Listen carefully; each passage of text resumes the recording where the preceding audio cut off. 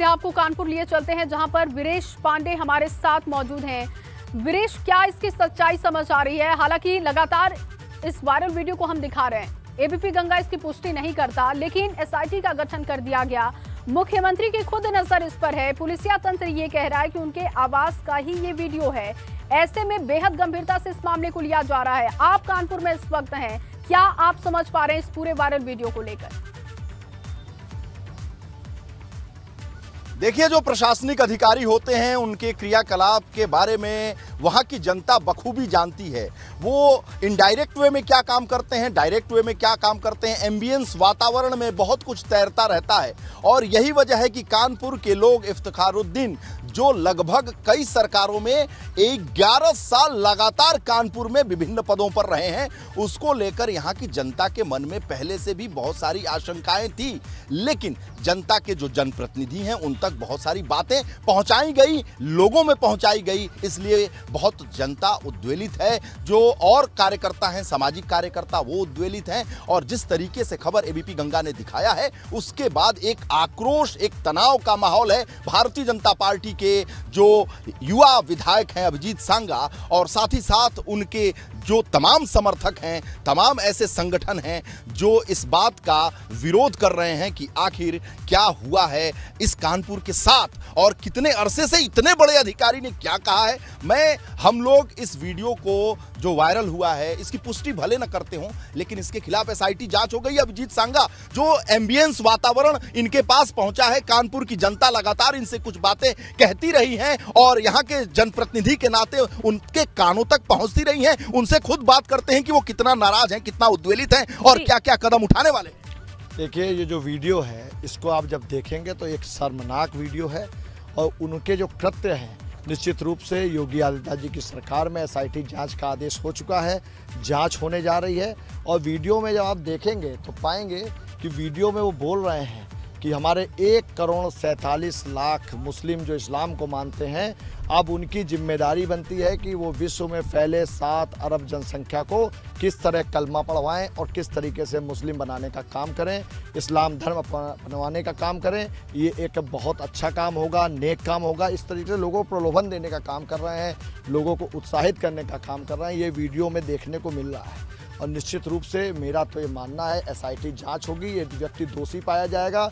दोषी पाने के बाद केवल निलंबन होना, बर्खास्त होना केवल इसकी सज़ा नहीं है, इनको तो देशद्रोह का मुकदमा करके इनको जेल में डाल देना चाहिए। ऐसे तालिबानी सोच को मानने वाले लोग जो कहीं ना कहीं हिंदुस्तान की आबो हवा को ख़राब करने का काम कर रहे हैं, इन पे सख्त से सख्त कार्रवाई की जानी चाहिए। सांगा साहब, आपके साथ जो लोग खड़े हैं वो काफ़ी नाराज़ हैं, उद्वेलित हैं और जो यहाँ बहुत सारे लोगों से हमारी बात हुई, उनका कहना है कि जो उनका क्रियाकलाप रहा है, जो उनकी कार्यशैली रही है, जो उनका पहनावा रहा है, जो उनका रूप रंग रहा है, वो बहुत ही कट्टरवाद के समीप रहा है। देखिए, उनका रूप रंग तो कहीं ना कहीं जो संविधान की जब शपथ ली जाती है, वो एक कहीं ना कहीं एक सरकारी ओहदे पर थे, आईएएस अधिकारी थे, और जिसमें संविधान की जब शपथ होती है कि हर धर्म संप्रदाय वर्ग का वो सम्मान रखेंगे, न्याय करेंगे। कमिश्नरी भी एक अपने आप में न्यायालय होता है और जो उनका क्रियाकलाप थे, जो उनके वार्तालाप थे, वो कहीं ना कहीं इस्लाम धर्म गुरु के रूप में इस क्षेत्र में क्योंकि इतने दिन वो रहे हैं, उनका एक मजमा लगता था, मजलिस लगती थी, जैसी कि सूचना हम लोग को मिल रही है, जानकारी मिल रही है। और उस दौर में क्योंकि समाजवादी पार्टी की सरकार थी, अखिलेश यादव मुख्यमंत्री थे, वो कहीं अखिलेश यादव नारा लगाते थे कि काम बोलता है, लेकिन वो काम नहीं बोलता था, वो आजम खान बोलता था। उस वजह से ऐसे अधिकारी अच्छे स्थान पर बैठे हुए थे, मलाईदार विभागों को वे कहीं ना कहीं भ्रष्टाचार कर रहे थे। निश्चित रूप से ये जो बातें आप कह रहे हैं तो आपकी सरकार है। अभी आप जिस घर की बात कर रहे हैं और जिस इलाके की बात कर रहे हैं, कहा जा रहा है कि वो वीडियो कमिश्नर आवास में, जब वो कमिश्नर थे, यहाँ पर मंडलायुक्त थे, उस घर में बैठकर इस तरह की बातें हो रही थी। यानी दूसरे धर्म को गाली दिया जा रहा था, दूसरे धर्म को नीचा दिखाया जा रहा था, इस्लाम को ऊंचा दिखाया जा रहा था। एक धर्मांतरण की प्रक्रिया में बहुत सारे लोग वहां कटमुल्ले बैठे थे, मौलाना बैठे थे, बहुत सारे ऐसे धर्मावलंबी बैठे थे जो बहुत ही कट्टर आवाज दे रहे थे उस वायरल वीडियो में। तो अगला कदम आपका क्या होगा, क्या मांग रखते हैं आप? देखिए, मुझे जानकारी जैसी है उसको मैं पुख्ता करने में लगा हूँ। उसमें कम से कम कानपुर में ऐसे अनेकों लोग हैं जो अन्य समाज से हैं, हिंदू समाज से हैं, जिनको इन्होंने मुस्लिम बनाने का काम किया है, इस्लाम धर्म अपनाने का काम किया है। और ऐसी भी मुझे सूचना है कि जब ये किसी सरकारी कार्यक्रम में जाते थे और अगर माँ सरस्वती की वहाँ प्रतिमा लगी होती थी तो पहले इनके ऑफिस से सूचना पहुँच जाती थी कि उस प्रतिमा को हटा दिया जाए, तब कमिश्नर साहब वहाँ पर कार्यक्रम में आएंगे। मतलब नारियल भी नहीं फोड़ते? नारियल भी नहीं फोड़ते थे। माँ सरस्वती की पूजा जो समाज के हर वर्ग के लोग, धर्म के लोग करते हैं, माँ सरस्वती को जो ज्ञान का मंदिर, ज्ञान की देवी कहा जाता है, उनकी भी मूर्ति हटा करके वो जाकर के सरकारी कार्यक्रम को करने का काम करते हैं। ये तो देखने में नहीं मिलता। आपको ये एक नई खबर आप बता रहे हैं, ये तो एक बड़ी खबर है कि जब वो कानपुर में as a commissioner, as a labour commissioner, as a मंडलायुक्त और बहुत सारे पदों पर 11 साल रहे हैं, तो क्या किसी उद्घाटन में जाते थे तो वो माँ सरस्वती की मूर्ति को हटा देते थे, नारियल तक नहीं फोड़ते थे? ऐसा मुझे जानकारी मिली है। ऐसे बहुत से कार्यक्रमों में गए हैं।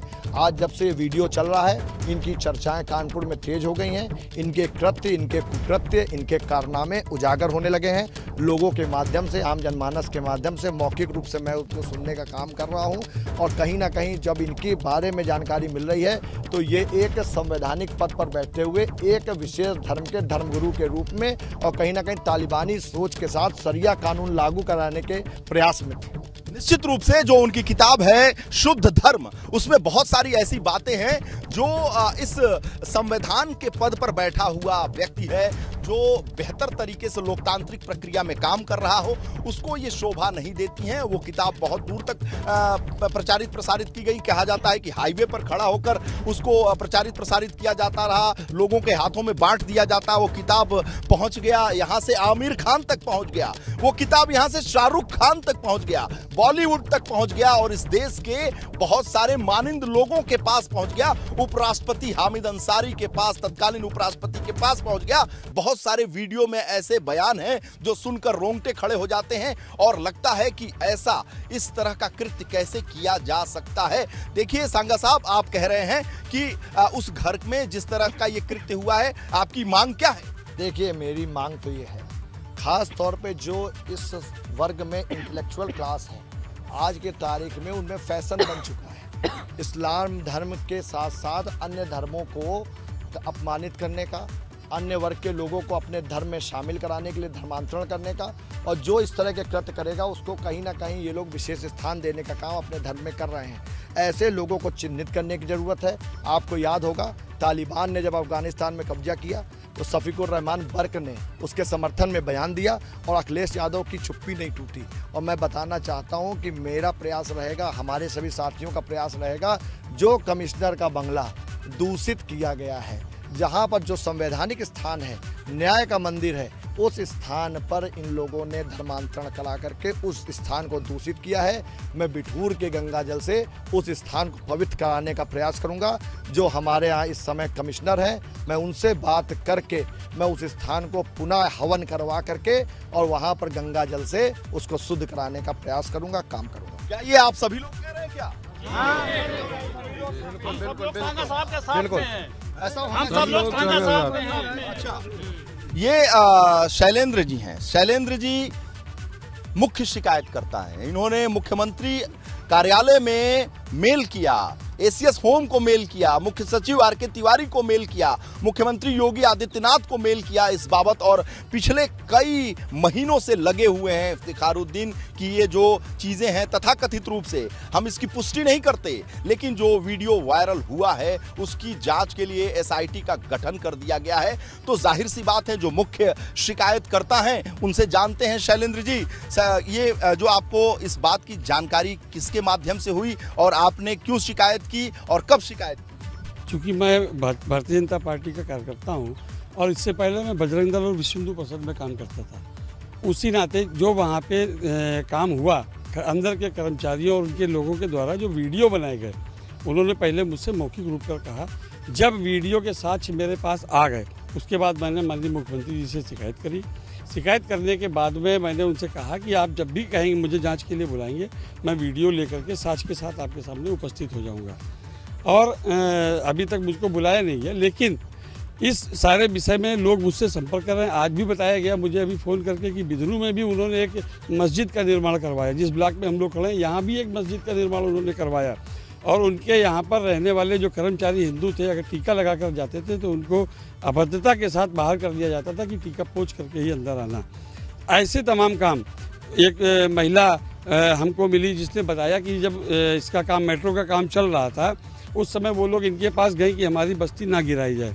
ना गिराने के नाम पर इन्होंने उसी समय उनको धर्मांतरण का लालच दिया कि अगर आप धर्म परिवर्तन कर लेते हो तो हम मेट्रो के रूट में देख करके कुछ परिवर्तन करके आपकी मदद करेंगे।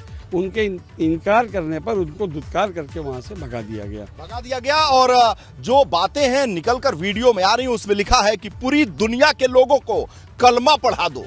पूरी दुनिया के लोगों को 7 अरब जो जीव हैं उनको कलमा पढ़ा दो। और लिखा है कि कुल के कुल इंसानों को दीन का पाठ पढ़ाना है। संसार के हर कच्चे और पक्के घर में अल्लाह के दीन का एतमाम यानी दाखिल कराना है या पहुंचाना है। और 147 करोड़ पूरी दुनिया के मुसलमानों का जो कर्तव्य बनता है, जो धर्म बनता है, वो इस धरती पर लगभग 7 अरब इंसानों के बीच इस्लाम को दाखिल करा देना है। और इस रूप में संवैधानिक पद पर बैठे हुए एक व्यक्ति का तथाकथित वीडियो वायरल हो रहा है, जिसकी जांच महंत आदित्यनाथ की सरकार, योगी आदित्यनाथ की सरकार ने SIT के हवाले कर दिया है, जिसमें GL मीणा हैं, भानु भास्कर ADG जोन हैं। ये 7 दिन के अंदर रिपोर्ट देगी। लेकिन बहुत ही चौंकाने वाले खुलासे हैं। संवैधानिक पद पर बैठकर लगता नहीं है कि इस कमिश्नर के घर में बैठकर इबादत की बात दूसरी तरीके से हो रही है।